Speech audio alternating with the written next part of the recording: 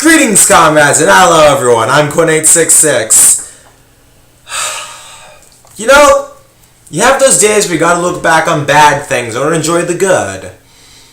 And of course, when I talk about this, I'm talking about video games, because what else could I be talking about? Point being,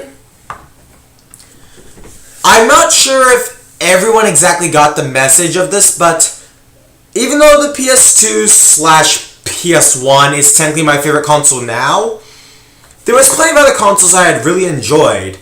Like the very first one I truly ever owned. Even though I first played the original Mario Bros. On the NES, it was my first game, period. There's one game out there that I owned, and not game as in like the cartridge. I mean like in this as the system.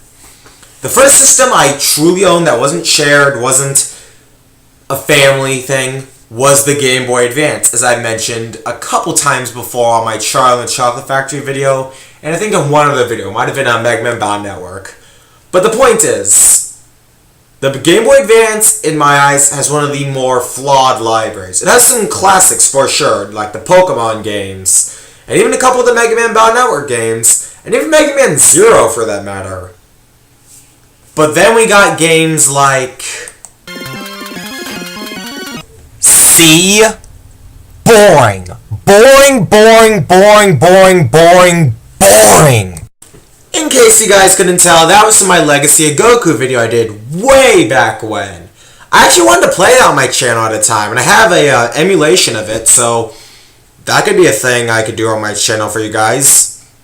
More boring games to pass the time. What am I doing with my life? Okay, anyways, here's the point of this video. In my eyes, I've seen the Game Boy Advance in very, very critical views rather than saying the positives. I guess what I'm trying to say here, guys, is that I've seen the Game Boy Advance for what its flaws are, but I want to notice its positives as well. And I'll demonstrate that with this video on Pokemon Mystery Dungeon Red Rescue Team. However, Red Rescue Team does have its moments of rage. Haven't had enough of those. We had Proto Man ruin a week of my childhood and have to ask my brother for help just to beat him.